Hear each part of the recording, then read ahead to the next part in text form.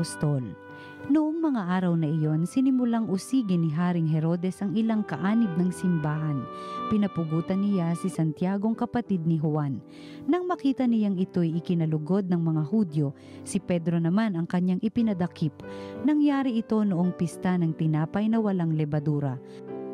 Pagkadakip kay Pedro, ito'y ikinulong at pinabantayan sa 4 na pangkat ng tig-4 na kawal.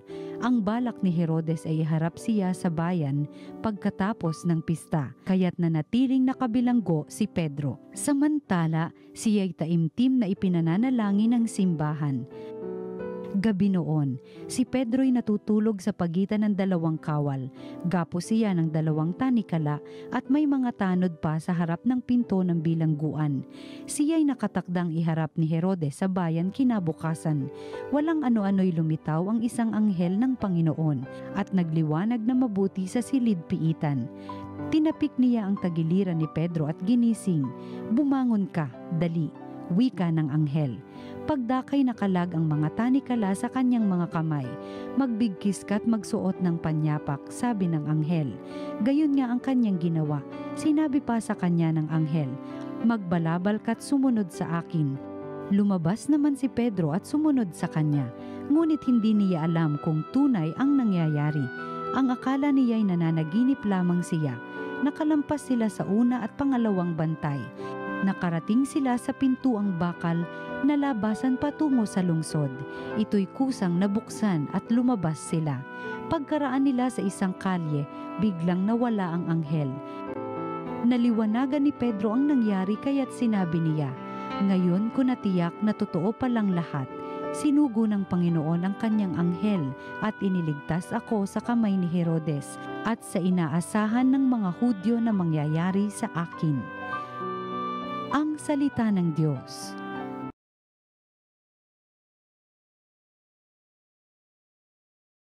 Ang Diyos ang siyang nagligtas sa aking takot at sindak. Panginooy aking laging pupurihin, sa pasasalamat di ako titigil, aking pupurihin kanyang mga gawa, kayong naaapi makinig matuwa. Ang Diyos ang siyang nagligtas sa aking takot at sindak. Ang pagkadakila niya ay ihayag at ang ngalan niya'y purihin ng lahat. Ang aking dalangay dininig ng Diyos, nawala sa akin ang lahat kong takot. Ang Diyos ang siyang nagligtas sa aking takot at sindak. Nagalak ang aping umasa sa Kanya, pagkat di nabigo ang pag-asa nila.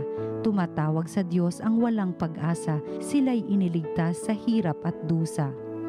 Ang Diyos ang siyang nagligtas sa aking takot at sindak.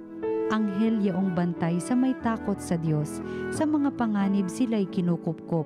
Ang galing ng poon hanaping masikap, yaong nagtiwala sa Kanya't nagligtas, ay maituturing na taong mapalad. Ang Diyos ang siyang nagligtas sa aking takot at sindak. Pagbasa mula sa 2 sulat ni Apostol San Pablo kay Timoteo. Pinakamamahal, ako'y iaalay na. Dumating na ang oras ng pagpanaw ko sa buhay na ito. Puspusan akong lumaban sa paligsahan. Natapos ko na ang dapat kong takbuhin. Nanatili akong tapat sa pananampalataya. Kakamtan ko na ang korona ng pagtatagumpay at sa araw na yaon, ang Panginoon na siyang makatarungang hukom ang magpuputong sa akin ng korona, kundi sa lahat ng nananabik sa muli niyang pagparito. Ngunit pinatnubayan ako ng Panginoon at binigyan ng lakas upang maipahayag sa mga hintil ang salita. Naligtas ako sa tiyak na kapahamakan.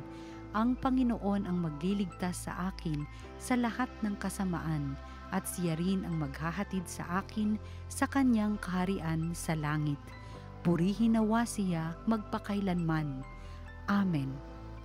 Ang salita ng Diyos. Salamat sa Diyos. Ang mabuting balita ng Panginoon ayon kay San Mateo. Noong panahong iyon, dumating si Jesus sa lupain ng Cesarea ng Filipos.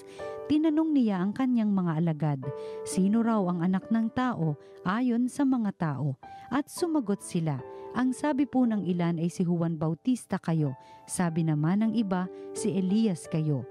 At may nagsasabi pang si Jeremias kayo o isa sa mga propeta. Kayo naman, ano ang sabi ninyo? Sino ako? Tanong niya sa kanila. Sumagot si Simon Pedro, kayo po ang Kristo, ang anak ng Diyos na buhay. Sinabi sa kanya ni Jesus, mapalad ka, Simon na anak ni Jonas, sapagkat ang katotohanan ito'y hindi inihayag sa iyo ng sino mang tao, kundi ng aking amang nasa langit. At sinasabi ko naman sa iyo, ikaw ay Pedro, at sa ibabaw ng batong ito ay itatayo ko ang aking simbahan, at hindi makapananaig sa kanya kahit ang kapangyarihan ng kamatayan. Ibibigay ko sa iyo ang mga susi ng kaharian ng langit. Ang ipagbawal mo sa lupa ay ipagbabawal sa langit, at ang ipahintulot mo sa lupa ay ipahihintulot sa langit.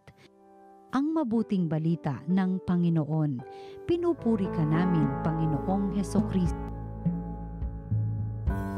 Hello po mga kasalita. A blessed day uli sa inyong lahat. Bishop Juni po muli. At ngayon naman pong solemnity ni St. Peter and Paul, tayo po na may magninilay. Patungkol na rin po sa Ebanghelyo na nagpapaalala sa atin, what does it take for us to realize our mission in life? The first one will always be the realization of who Christ is for us. Di ba yun yung tanong ng Panginoon sa mga alagad niya? Sino daw ako? Sabi nila. Sinagot naman Pero mistulang mali ang mga sagot sapagkat ang mga sagot, isa siya sa mga propeta. Tinanong niya ang kanyang mga alagad mismo, kayo, sino ako para sa inyo? Sumagot si Pedro at ang sagot ni Pedro, kayo po ang Mesiyas. Boom! Nagbago ang lahat. Bakit? Mula sa araw na yon, tinawag na si Pedro ang bato. At hindi lang yon. Siya ang magiging sandigan ng simbahan sa kanyang pagkakaisa. At di lang yon. Binigyan pa siya ng kapangyarihan sa langit at lupa. All because ng alin? Realization of who Christ is para sa kanya. Alam niyo mga kapatid, I believe that that will always be the key, susi ng buhay natin bilang Kristiyano. To realize, to feel, and to know who Christ is for you, for me, personally. Kasi hanggat tayo'y namumuhay lamang, wala namang masama na mamuhay sa loob ng isang sambayanan. Mamuhay na kasama ng iba sa ating pananampalataya. It's beautiful. Pero the true foundation will always be sa iyo. Sino si Kristo? Paano mo na kilala si Kristo sa buhay mo? Pag may sagot tayo dyan, mababago. Hindi naman yung pangalan, pero yung pagtingin sa buhay at misyon. At sisiguraduhin ko sa inyo, mababago din ang pamumuhay natin ng pananampalataya natin. So mga kapatid, sino na si Kristo para sa'yo? Huwag kalilimutan, always be blessed and be a blessing.